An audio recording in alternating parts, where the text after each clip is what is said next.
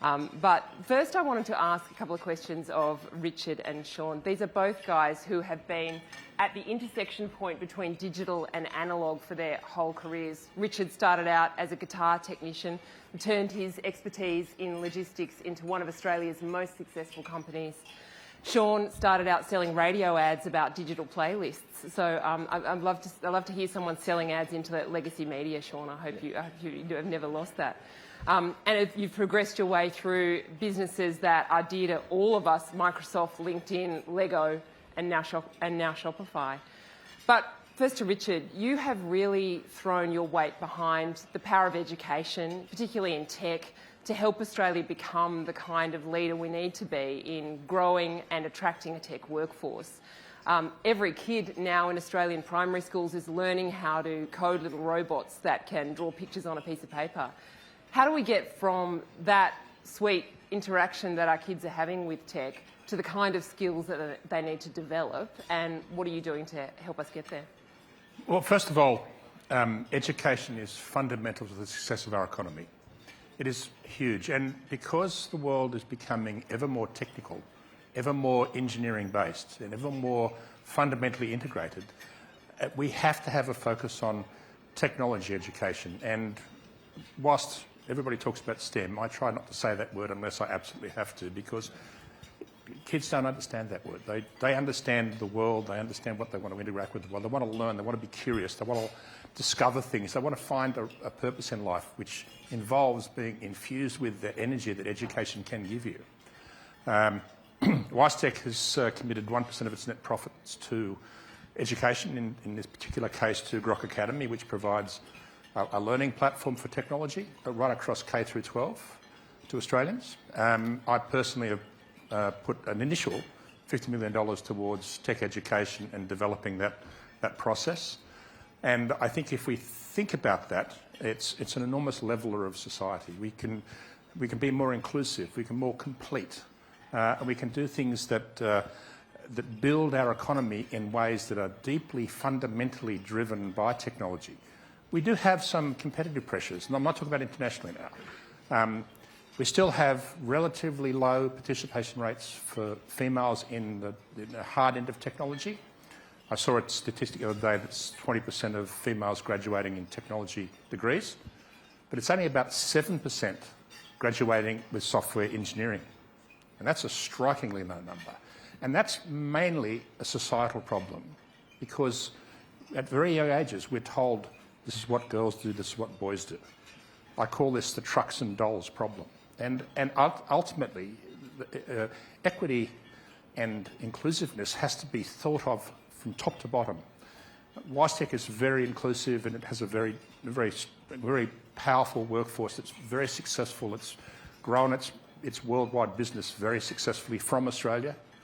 I don't know if you know this, I started the business in my house in Newtown, in my basement, with 5 other employees, 4 of which are still with me today. Wow.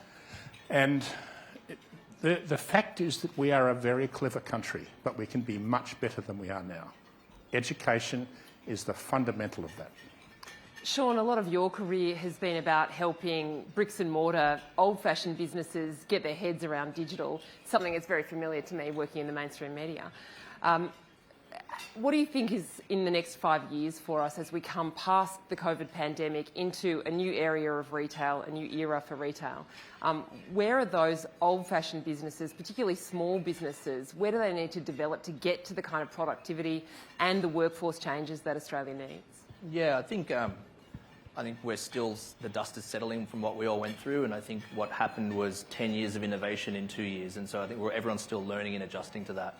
And so I think when entrepreneurism feeds small business. Small business is Australia. And so I think the more that we can do to support and help those businesses, whether it's retailers, entrepreneurs, go on that digital transformation journey, and kind of touched on Richard too, is like, that's what's really important to help those not only small, medium, large retailers, but even the larger retailers in town go on that digital transformation journey, because there's been so much technology advancements. And so how do we do that? And if you look at the Australian market, 7 out of 10 entrepreneurs or small businesses reside in major cities. And so it's probably not too surprising, but if you look globally, that is uniquely, we're 4th placed behind South Korea and Iceland. So how do we start to think about urban Australia, rural Australia, supporting the ability for those entrepreneurs to digitalise? Start to think about what does export markets look like. We saw the PM talk earlier about our unique position in the globe and access to some of the largest economies in the world. What a place to be. And so we just released 2 weeks ago what is called the Shopify Entrepreneurial Index. And if you look at that index, it's readily available for everyone. It looks at globally where we sit, and Australia ranks 6th, so we're doing very well. And so what are the areas that we think that we can see improvements for? It is tied directly to supporting that entrepreneurial small business digitalization, and I think starting to think about exports. How do we sell? I love Australia, but we're a small country. How do you get out of Australia and sell overseas is very important. How do we encourage and enable those small businesses, entrepreneurs to do that? We saw what we see in our data, a decline in exports from the entrepreneurial segment from Australia last year. So some low-hanging fruit there, I think, with some investment and some, maybe some policies and things of the like, to help spur that and maybe take us from 6 to number 5. Richard, it feels pretty intimidating, the level of upskilling we're going to have to do just to, for example, staff the submarine program that Australia has signed up to. In this changing geopolitical environment, the cyber workforce is going to need to be vast for not only within every company but across the economy more broadly. How does tech that's not related to cybersecurity or to defence compete for that workforce? How do we get those two things together? Well, I think, first of all, we are not, as Australia, the output from our universities and from our high schools is not enough in terms of the participation and interest in technology. It's not enough to supply. So we know that at least for the short term, and hopefully for the short term, we are going to have to bring experts in from overseas. You think about just a couple of economies. We have a decent-sized workforce in Nanjing in China, where they have 100 universities around Nanjing. About half of them are technology-focused universities. Similarly, we have in Bengaluru, I think it's maybe 500 people now after a recent acquisition. And again, a huge portion of the population coming out of universities are technology courses. We're not that heavyweight. We're actually quite lightweight in that. This is an area we need to focus on, but in the short term, we have no choice but to balance the missing piece from overseas. Very highly qualified, highly professional, valuable people coming to Australia. And I think the recent changes with the visa programs does show that we're listening to that and we're getting that. But that should not be the long-term solution. The long-term solution should be that we're able to build it here and grow the value that we have in the economy. Because there is no doubt in my mind that technology and technology companies like WiseTech and many others like us are actually a major part of the future of the Australian economy. We're in a very, very wealthy, successful country, and we can do much more with technologists and exporting to the world as WiseTech and many others have done. If you listen to the Australians podcast, you will have heard ads from Uber, who is conducting an absolute blitz in terms of advertising at the moment, which we absolutely love. But you hear actors and musicians and parents talking about how working for Uber is part of their life, that it's not their only income, but it's an important part of their flexible life. Dom, why the ad blitz? Who are you trying to reach, and what do you want them to know? Well, as the Prime Minister alluded to, we're in the middle of a reform process for the gig economy. For the absolute avoidance of doubt, we're pro-reform. We think it's a good idea. We actually think it's a once-in-a-generation moment that we can modernise the Australian industrial relations system for a modern type of work. And essentially, we've got to get it right, though. And what we are trying to bring to life in the advertising that we're doing is what we think the vision of good looks like. And it's pretty simple. It's one, that we maintain the flexibility that people love about Uber. They come online when they want, log off when they want.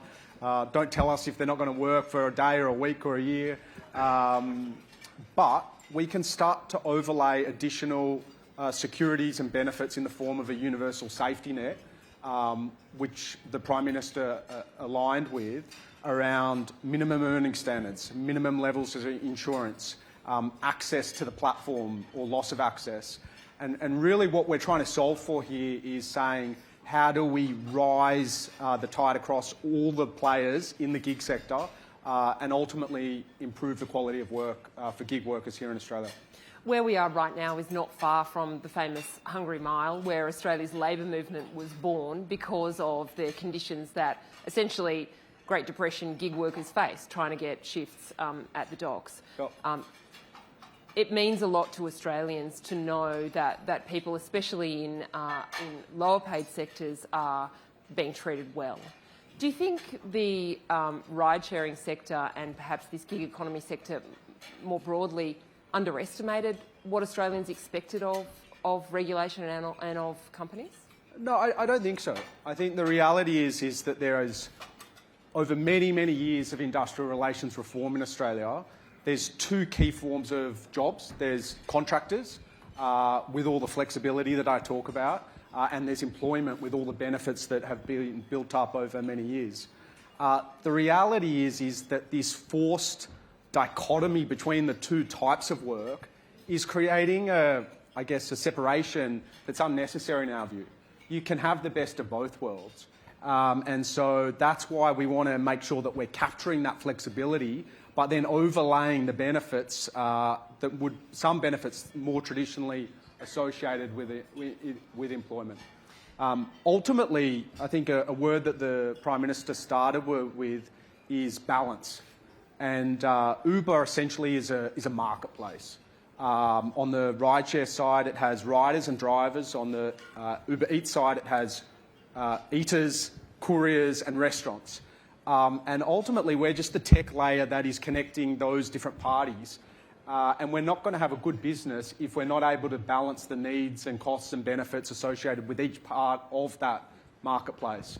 And so that's an important part of why we're doing this work on the earner side at the moment. Once upon a time, the businesses that both you, Dom, and you, Sean, run might have been thought of as discretionary type of spending, that these were things that we didn't have to spend.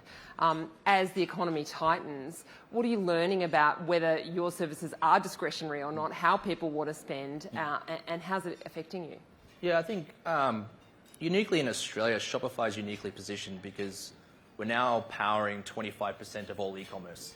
And so we have a view into what's happening in our market that's rather unique. On the other side of that coin, we have over 100,000 merchants now. So we can see what's happening in the retail landscape, but we can also see the other side of the coin, which is spending behaviours and what's happening there. We definitely do see discretionary spending, and an 82% of purchases are changing how they spend money, predominantly on discretionary spending. So I think that's probably not a news to this room, but I think I brought paper with me because we have so much data. I don't want to bore you with presentations, but I do have some insights that hopefully can spur some conversations you can leave here and think about the future plans. But when we're looking right now, when we look at what are Australian consumers looking for, they're extremely considered. So 9 out of 10 are purchasing something that they've never purchased before. Price-driven, not too surprising. I think the other things that are very, very interesting to me is they're extremely conscious. They want to know where their money is going. And so carbon footprint and the likes, that is still very important. And 40% of consumers are willing to spend more for those brands or products that are aligned. So a price-conscious market, but when it comes to purchasing behaviour, very conscious about the environment still. The other thing that I think is really interesting about the Australian market, and I love this about Australia, we shop local. We want to be seen local. We want to shop locally. We back our own economy here. So those are just some insights that hopefully can spur some thoughts and conversations for the room. What about how people spend with Uber, Dom? How is that changing, and what are your concerns about what's ahead? Well, Ross asked me a similar question last year, and my answer as we came out of the Omicron wave was that what we had seen is demand for Uber's products had outstripped the return in the number of drivers. We had more demand than supply, effectively, and I'm sure many people saw that resulted in higher time to be picked up, more Uber Eats deliveries that weren't being delivered at the end of the night, etc. 12 months ago. Fast forward to today, the number of drivers and the number of the demand for our products have both grown. We're seeing really strong tourism bounce back, really strong around events like World Pride, etc. But the number of drivers has outstripped the return of demand. Wow. And so what you're actually seeing there is that the cost of living pressure is driving people to look for a second job. And they're looking to jobs like Uber to be able to start making additional sources of money to help with the back pocket. And actually what's that resulting is it's reducing and bringing the marketplace into a more balanced place where the time to be picked up is shorter and everyone's getting their Thai takeaway at the end of the night. And ultimately the product is improving and the category gets expanded at that point. Speaking of Uber Eats, I saw yesterday that Uber Eats is working to help businesses eliminate plastic packaging and is saying you guys are willing to help businesses get there if they don't know how. I'm interested in this idea of responsibility from all of you, responsibility by tech companies to the consumer, to the employee. Can you talk a little bit about that first, Dom? Yeah, why don't I start? So Uber, in the spirit of ambitious targets, has set a big one, and that is for 100% of cars, of trips on Uber by 2040 will be in electric vehicles on Uber Eats or Uber Rides as of last night. 2 years ago, just to put that in perspective, the number of trips that were occurring in electric vehicles in Australia was around 0.1%. So 2020, 0.1%, 2040, we need to be at 100%. We have invested in driving the uptake of electric vehicles such that that is closer to 2% today, the number of trips in electric vehicles. And so that's to say we play a very important role in this transition away in the transport sector specifically. And now we need to work out how we can bring that to life for consumers, businesses. Everyone's got a note on their desk around Uber Green, which launched this morning in Sydney. That is all hybrids and electric vehicles. It's helping people make the choice to move around in a more green fashion. It's not far away, 2040. Is that scary? It is, but we're the sort of business that knows if you get the right stimulation going, we can get there. And so what it will mean is by 2030, we have to stop onboarding petrol cars onto the platform. And like I said, we're at 2% today of trips in electric vehicles. And so we're really encouraged by the movements that the government is making with regards to fuel efficiency standards. I could talk for hours about fuel efficiency standards, and I won't, but this is the great unlock in getting low-cost electric vehicles to Australia. Very robust fuel efficiency standards. Sean, can you talk a little bit about what Spotify is doing in that area, that idea of doing good or helping to sort of lead change and sometimes being a bit brave? Being a bit brave.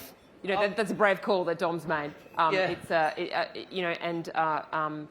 You are a business who relies on things making their way around the country all the time. Yep. You know, what are your thoughts about Shopify's role in helping Australia change in the way that it needs to? Yeah, I think where we are focused on helping Australia change is removing complexity. Our job is to sit behind a brand and sit behind a retailer and make them successful. And so I touched on earlier the importance of the export market. And I think when a lot of small businesses, entrepreneurs, or anyone starts to think internationally, it's daunting. And so what do? We have scale around the world. And so we can look at all the international markets and quite quickly tell you what you need to think about with tariffs, what you need to think about with conversion, what you need to think about with localization, what does local payment gateways look like.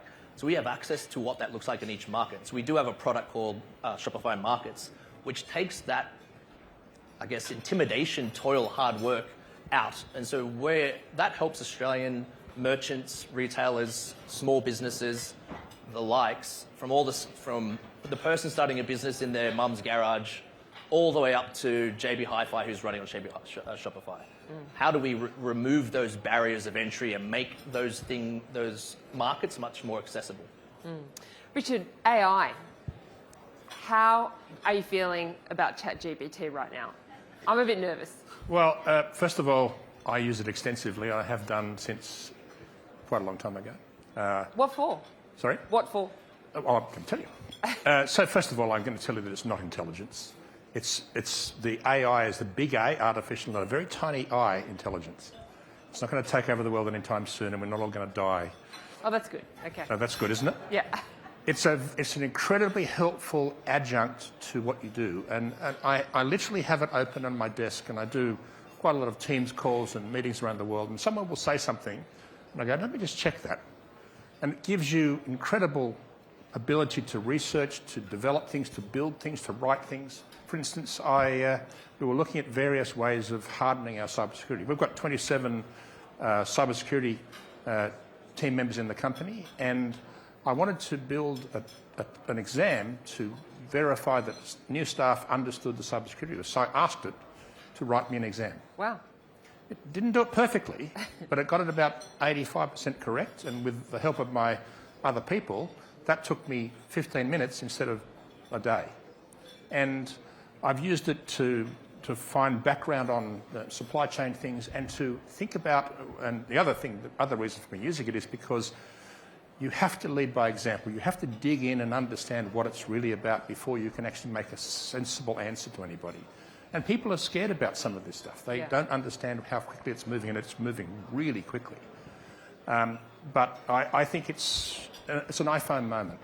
It is going to make a change. We are going to learn to leverage it. It's going to be very powerful. And there are things that it does incredibly well, and things that it does really, really badly as well. But it is a very powerful tool. Sean? Yeah, I mean, when you look at all the 100,000 retailers in Australia that we see, 44% of them right now are investing in that area or investing in AI. And so I think it's something that's there. Are the retailers of Australia to become an evil empire and overtake the world with ChatGPT and all this stuff? No. But I think what they are going to do is remove a lot of toil and help their own employee base work smarter, harder. And if you think about on the consumer side, how their shoppers shop their websites and access information, I think there's a lot of interesting things there. My wife just started a small business. She started a multi-fashion retail store on Shopify just in November. And entering product descriptions is ad nauseam. It's like, so what have we built? We've used ChatGPT to help take that load off all of the merchants of Australia, and we can do it for you in a very intelligent way. And so there are use cases, I think, that free up creativity, free up manpower, free up resources to focus on other things. Dom, I think a few years ago we might have all thought that we'd be getting in a self-driving Uber by now. What does AI look like for Uber, and where are you at on that journey? Yeah, I think it's a good point that AI and machine learning are core underpinning technologies for autonomous vehicles. Anyone that's been to San Francisco recently will know that if you walk a couple of blocks, you'll see 10 autonomous vehicles driving around without engineers in the front seat. It's very much real. There's a couple of clear leaders in the market, Cruise, which GM is a shareholder in, and Google's interest, Waymo. We've recently announced a deal with Waymo to bring the power of their autonomous technology to the Uber platform, both on delivery and mobility, I would say. In Australia, we're a couple of years behind.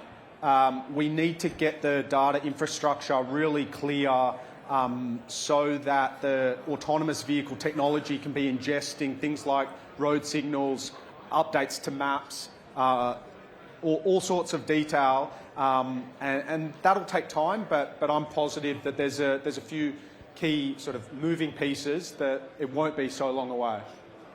Well, Richard, Dom, and Sean, thank you very much for your time. We really appreciate you being here. Thanks a lot. Thank you. Thanks.